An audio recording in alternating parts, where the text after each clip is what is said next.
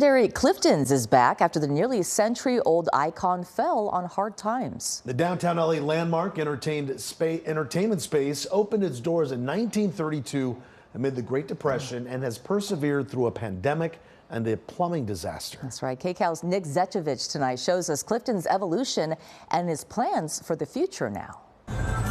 In the heart of our ever-changing city, Cliftons has stood tall as a monument of resilience for almost a century. So much of LA's history has been bulldozed. LA's iconic cafeteria has finally reopened, rebranding as a 5-story restaurant, bar, and lounge. The new Cliftons is still taking you back to old LA.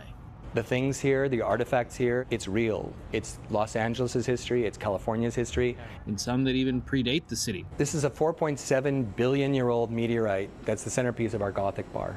Primordial building block of our universe, just feet away from the booth where the golden age of sci-fi was born. And this is where the Los Angeles Science Fiction League met during the 1930s and 1940s. Ray Bradbury, a bunch of incredible visionaries met, and they would come up with all these incredible stories in the future of science fiction. Entrepreneur Andrew Myron, who purchased Cliftons from the family of Clifford Clinton back in 2010, says the purists can scoff at the changes. We've taken the murals and we brought them to life. But change has been the only constant here. You know, he was passionate about innovation. He was passionate about the latest technologies. He was obsessed with finding things that really could transport his guests into new realms and out of their regular daily lives. So there's this incredible legacy that we need to, pay homage to and make it a viable business in the 21st century. And that meant dropping the beloved pot roast and jello, at least for now.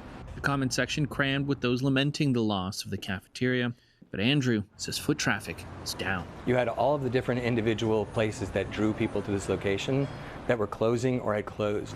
Businesses like the Bullock's department store just across the street from Clifton's that would bring in a lot of foot traffic into their cafeteria simply don't exist anymore. In fact, so many businesses here in LA's historic core that once made a cafeteria a viable option, they're long gone.